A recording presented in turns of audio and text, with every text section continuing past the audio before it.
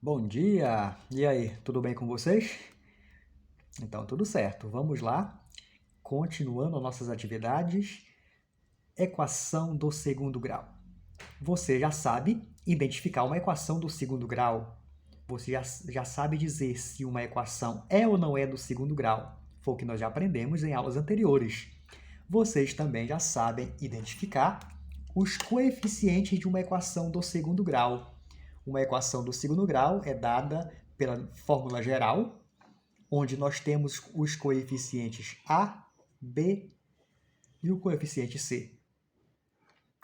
Tá? Não necessariamente nessa ordem, tá? Eles podem estar em ordens diferentes, mas o importante é seguir esta configuração aqui. Bom, pessoal, na aula de hoje nós vamos começar a resolver uma equação do segundo grau. O que é resolver uma equação do segundo grau? Vamos encontrar o valor que a incógnita equivale.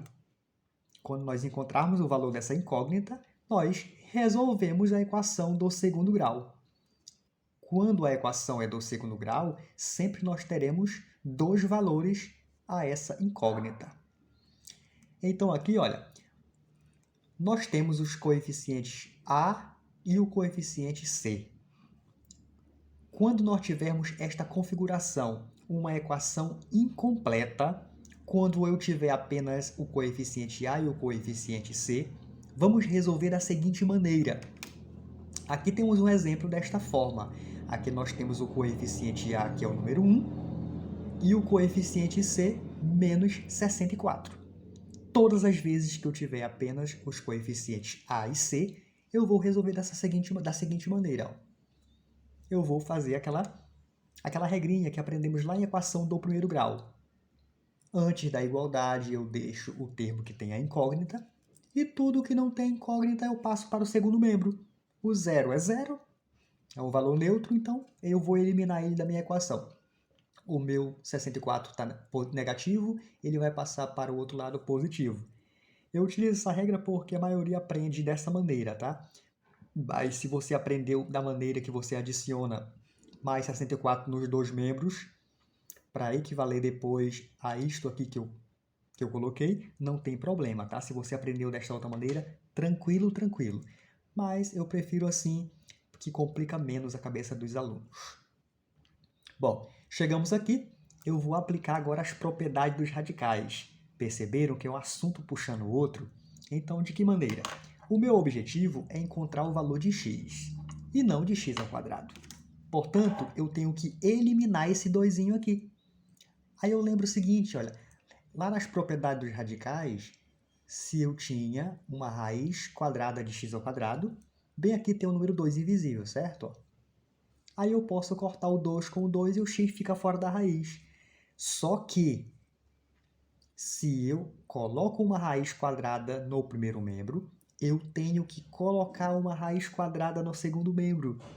De tal forma, eu não mudarei a minha igualdade, tá? Porque se eu adiciono algo no primeiro membro e adiciono algo no segundo membro, ao mesmo tempo, se eu quiser tirar, eu tiro pelo processo da simplificação.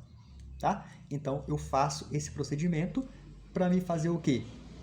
Cortar esse 2 com esse 2, o x fica fora da raiz. Quanto é raiz quadrada de 64? Você respondeu 8? Acertou, né? 8, porque 8 vezes 8 é 64. Portanto, o resultado desta minha equação, a resolução, é mais ou menos 8. O meu x pode ser mais 8, ou o meu x pode ser menos 8. Aqui está a minha S de solução, tá? A minha solução. Professor, por que mais 8 e menos 8? Você percebe, ó? Se no lugar do x aqui você colocar mais 8, mais 8 elevado ao quadrado dá 64. Se no lugar do x você colocar menos 8, menos 8 elevado ao quadrado também vai dar 64 positivo. Tudo certo? Por isso que a solução, sempre você coloca mais, menos e o resultado.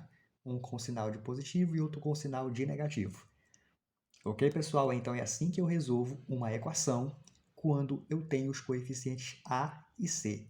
Uma equação do segundo grau incompleta com apenas os coeficientes A e C, ok?